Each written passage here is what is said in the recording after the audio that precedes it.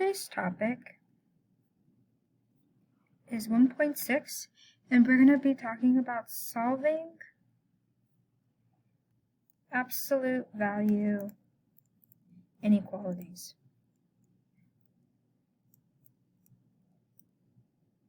So we've been solving absolute value equations, and we solved compound inequalities.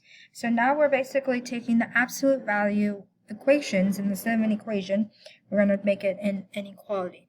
So our first example is going to be the absolute value of x plus 2 is greater than 4.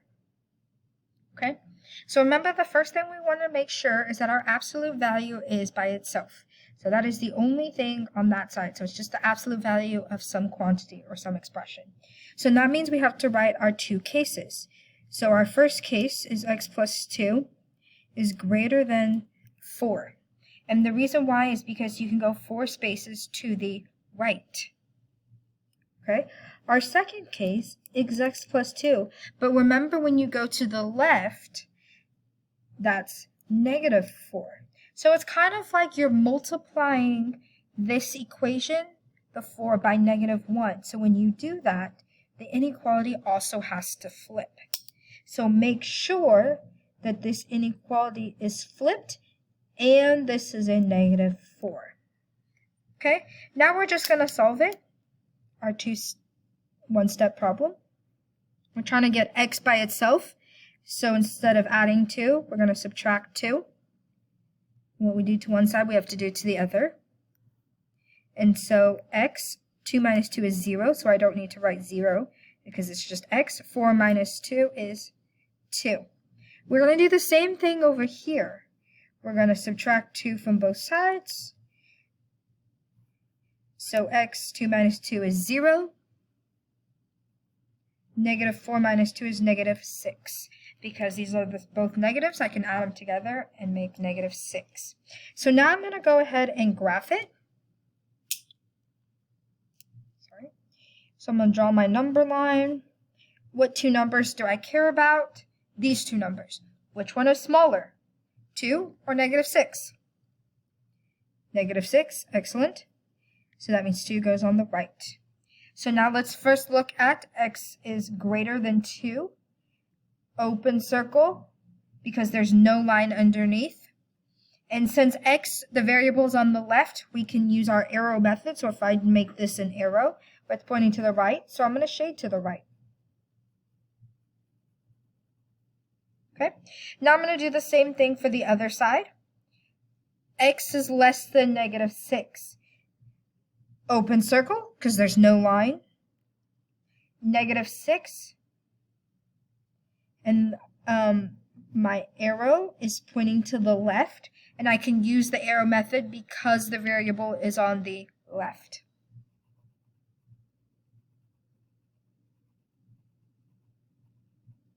Okay. So x can be greater than 2, or x can be less than negative 6. So let's go ahead and do another example, example 2. And for example 2, I'm going to do 2x minus 1 is less than or equal to 5. Okay, so absolute value is by itself. So that means I can draw out my two cases. So I have 2x minus 1, so I can go 5 spaces to the right, or I can go 5 spaces to the left. And when I go to the left, that's negative, so that means my inequality is going to flip. So make sure your inequality flipped, and this is now a negative 5, because that's my second case. So now we're going to solve this two-step problem. So we're going to add 1 to both sides. And now to get x by itself, instead of multiplying by 2, I'm going to divide by 2. So x is less than 3. 6 divided by 2 is 3. Okay, do the same thing over here. We're trying to get x, the term with x by itself. Instead of subtracting 1, add 1.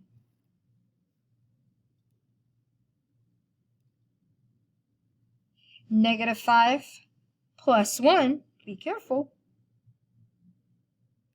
4. negative 4. To get x by itself, divide both sides by 5, and x greater than negative 4/5. Okay? So now, when we graph it,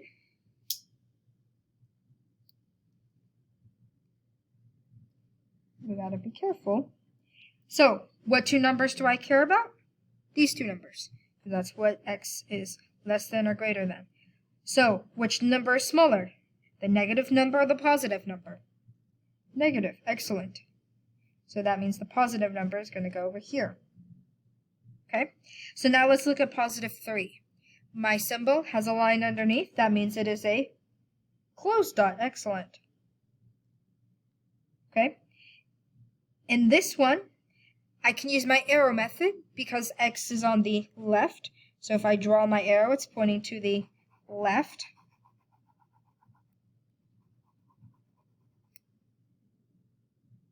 Okay, now I'm going to do the same thing for my second equation.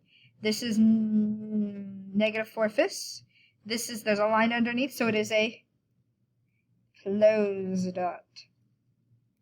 Okay, since x is on the left, I can use my arrow method.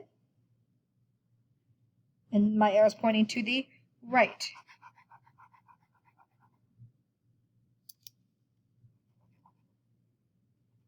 Okay? So, this one is different because see how the shaded area is, one is here and the other one's here. But here, this one is in the middle. So that means that x has to be in between negative 4/5 and positive 3. Sorry, let me move it up. Okay? This is an and problem because the part that's shaded in common is in the middle. So this is an and because it's shaded in the middle. This one up here is an or because they have no overlap. This one's shaded on the left, and this is shaded on the right. There's nothing in the middle. This is or. This is shaded in the middle, so that's and. Okay, we're going to do a couple more examples, just so we're all on the same page. So let's go example 3. Okay, so we have the absolute value of x minus 1 minus 3 is less than 0. Okay, absolute value is not by itself yet.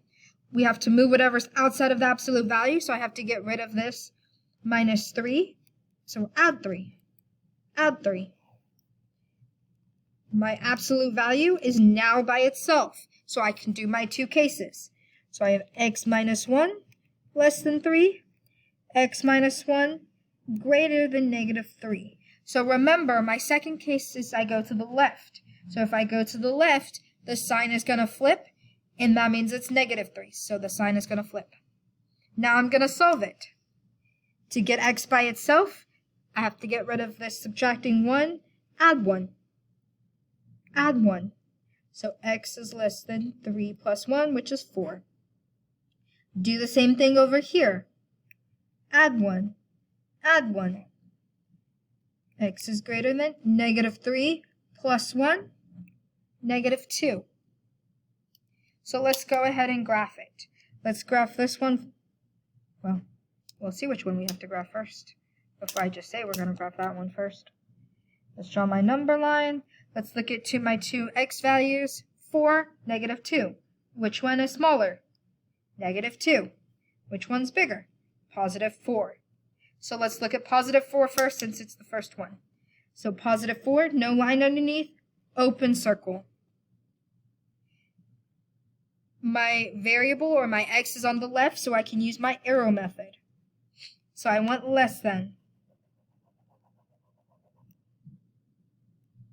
So please note, you're already shading what's in the middle. So that means this problem is probably an and problem. Now let's look at this one.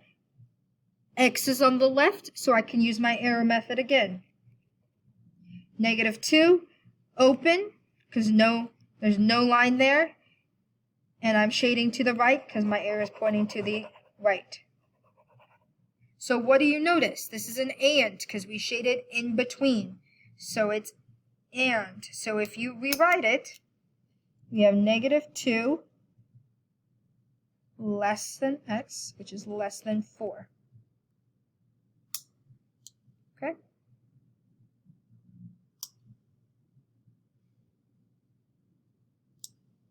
And now we are done with the examples, and now we can do the practice problems.